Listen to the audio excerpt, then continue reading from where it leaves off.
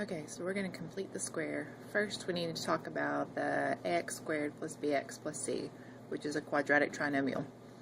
And if you look at the example, x squared plus 8x plus 12 is just a quadratic trinomial, and it factors simply as x plus 6, x plus 2, because 2 times 6 is 12, and if you do 2 plus 6, you get the 8. So this is very simply the factorization for x squared plus 8x plus 12. So let's do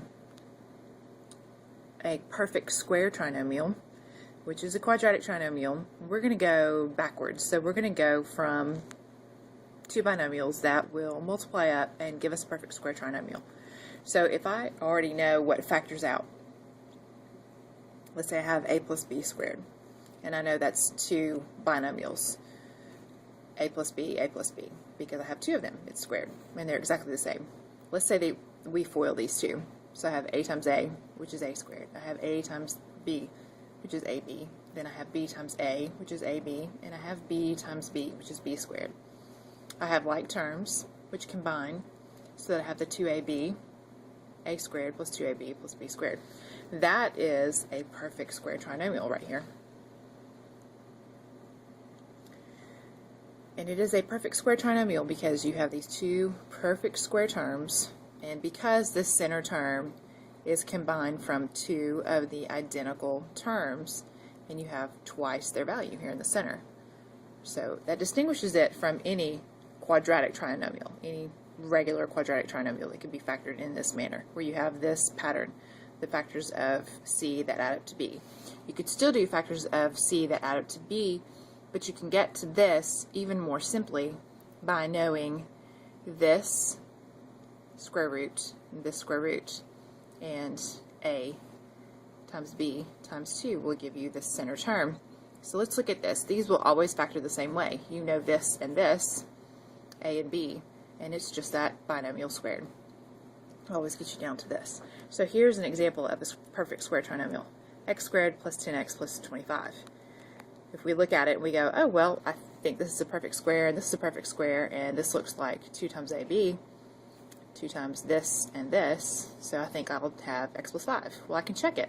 X plus 5, x plus 5. If I multiply that out, I get x squared, I get 5x, and then 5x and 25. And combine that, I get x squared plus 10x plus 25. And that's true.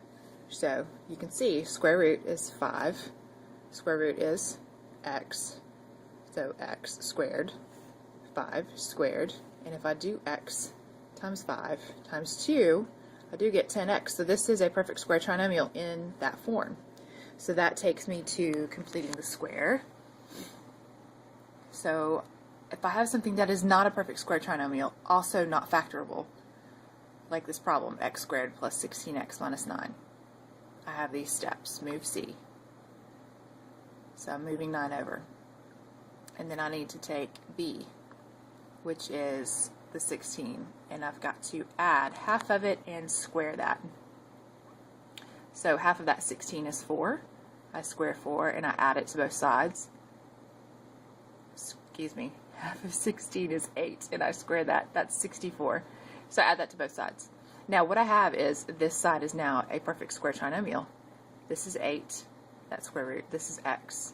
If I do 8 times x times 2, I'm going to get 16. So this is a perfect square trinomial now. I know how to factor these. I just need this square root and this square root, and that would be my binomial like I'd gotten in the previous example that I showed you. So that factorization is x plus 8. Ta-da! And I simplify the other side, which is 73. And then I need to solve that, so I need to get rid of the squared. So I need to square root this side and this side. I'm going to get two answers on the square root of 73. So I get a positive negative. I have just x plus 8. And then I need to move the 8. So I need to get x alone, so I'm going to end up subtracting this 8. So I can see that that's now negative 8, negative 8. Here's my positive 73 from these two answers, and here's my negative 73 of these two answers. So I have two answers to solutions for x. And we remember that these are solutions, zeros, roots, x-intercepts, that you have these two solutions. And you could write this shortly as -8 plus or minus, instead of these two separated answers, square root 73.